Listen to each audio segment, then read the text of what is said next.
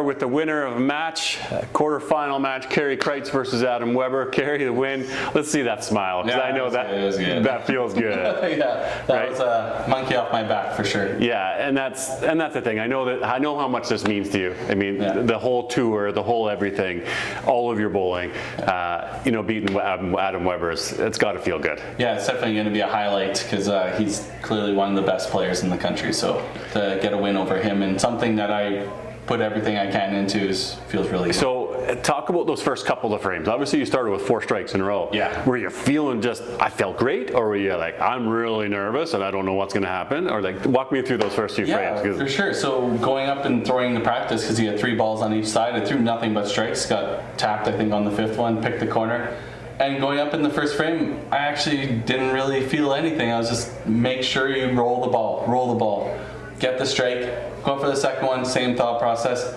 The third one was where the nerves were kind of kicking. It's like, okay, I have some time to put some real pressure here on Adam and get a 3-0 lead, right? So that's where the pressure, the nerves kind of kicked in. And then you punched in 5. Yeah. Did things start to okay, the blood pressure start to go up a little bit, or how are we feeling then? Yeah, for sure. So frame 5, another opportunity to go up 5-0, right? I just gave it a little extra, tried to heave it a little bit too much and forgot about the roll. Yeah, and obviously you watch your opponent like Adam, you know, struggle.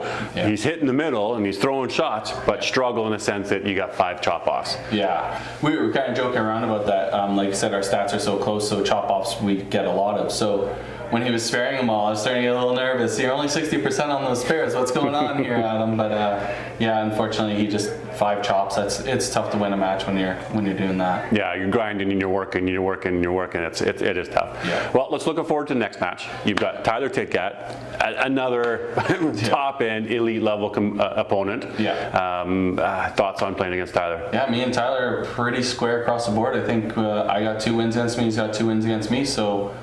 This is going to be a good one. I don't expect anything less from Tyler. He's going to throw lots of strikes, lots of hits on the middle. I just got to keep pace with him and hopefully get an edge again like I did against him. Yeah, so what's the next, say, hour look like for you? Is you throwing a bunch of balls, you're going to sit back and relax? Where are we, mentally, you got a big crowd here that's supporting you too? Yeah. Once again, I'll probably throw 5, 6, 7 balls probably after this next match and then go throw my 6 on the lanes, and between I'll walk around, talk to some people, and just keep loosey-goosey. Good stuff. Well, best luck to you, Karie. Good to see you having success and put on a good show. All right, back again. Here we are with Tytgat. WCBT Tour Finals. Tyler, you won your match against Ryan O'Callaghan. Ryan obviously had the first couple of frames, but you're able to keep it going, throwing big shots, got the win 7-3. That's obviously a good feeling to get that win. Tell us how you feel. Yeah, I mean, I knew the start wasn't in my favor, but I wasn't too worried because I felt good, felt comfortable. I knew I just needed to stay down the shot, and I knew it was going to be there.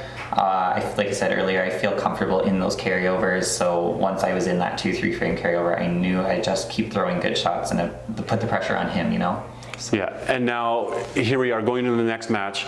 The gap in between these 2 matches isn't as long, so maybe the repetition, you can throw a few balls, you're sort of warmed up, you're heightened, there's not a big long gap. Does that sort of help the mentality and the thought going in? Yeah, I was talking to Adam Weber earlier, and having the first round bye, it's almost not so bad because you haven't been mentally invested yet. Physically, sure, you're not as warm, but if you play it right, it's no different than showing up first thing in the morning and playing. Whereas now, being mentally invested in a match, coming back for a second one, the shorter break is nicer, staying in it, kind of remembering those few key reminders in the shot to make it work. And here we are. We know your opponent. You're playing President Karie Kreutz. Yeah. Just beat Adam Weber. Big match. He shot a 315. Had some big bombs in there. Any thoughts about playing Karie? Karie is Karie. There's not much else you can say about him other than he's freaking good. Like, he's been on tour forever. There's a reason he has the name that he has. But with that being said, I've played him enough to know that I can beat him too. So I'm just going to go in with the mentality that he has to play me. I'm going to execute the way that I did last match and hopefully come out with the same result. Yeah, certainly I think the desire levels are similar. Obviously Karie wanting to be back at the top. You've obviously been at the top and want to keep that sustainability. So we're looking for some fireworks out there. Best of luck. Put on a good show. I will.